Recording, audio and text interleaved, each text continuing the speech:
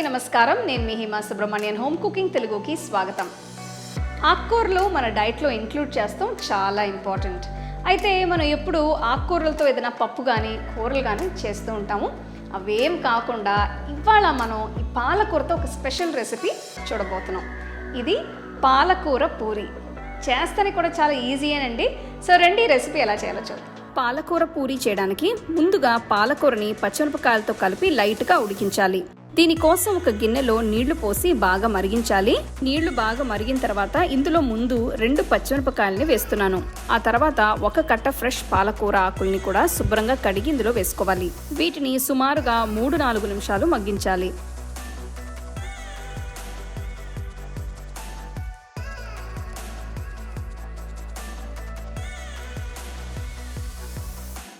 నాలుగు నిమిషాల తర్వాత పొయ్యి కట్టేసి వీటిని చల్లారనివ్వాలి.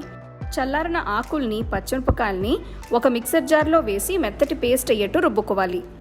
ఇది రుబ్బడానికి నేను కొన్ని నీళ్లు పోసాను, అందుకే ఇలా స్మూత్ పేస్ట్ అయింది. ఇప్పుడు ఒక పెద్ద బౌల్లో 2 కప్పుల గోధుమ పిండిని తీసుకుంటున్నాను. ఇందులో 1 టీ స్పూన్ ఉప్పు, రుబ్బుకున్న పాలకూర ప్యూరే వేసి పిండిని బాగా కలపాలి.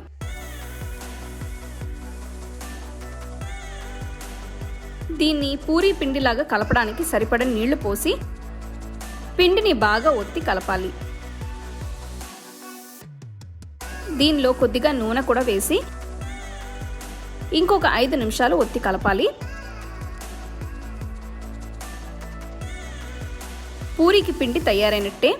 పిండిని చిన్న చిన్న ఉండలుగా చేసి అన్నిటినీ పక్కన పెట్టుకోవాలి. పీట మీద కొద్దిగా పిండి వేసి పిండి ముద్దని పెట్టి పూరీలను ఒత్తాలి.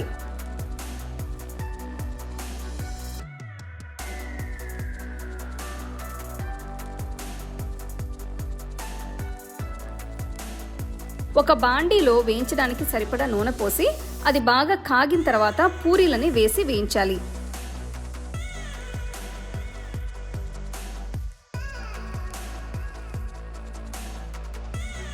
పూరీలు ఇలా పొంగితే బాగుంటుంది. ఇవి 2 వైపులా బాగా వేగిన తర్వాత బయటికి తీసేయచ్చు. అంతే, పాలకూర పూరీలు తయారైనట్టే. వీటిని వేడివేడిగా సర్వ్ చేసుకుంటే చాలా బాగుంటాయి.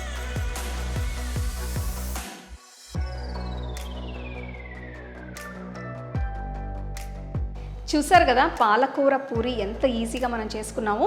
మనందరికీ పూరి ఇష్టం కాబట్టి ఇది కొంచెం హెల్తీగా ఇలా చేసుకుంటే బాగుంటుంది. మీరు ఈ పాలకూర పూరిని ఏదైనా మీకు నచ్చిన సైడ్ డిష్తో సర్వ్ చేసుకోవచ్చు. సో తప్పకుండా ఈ రెసిపీని మీరు ట్రై చేసి ఎంజాయ్ చేయండి.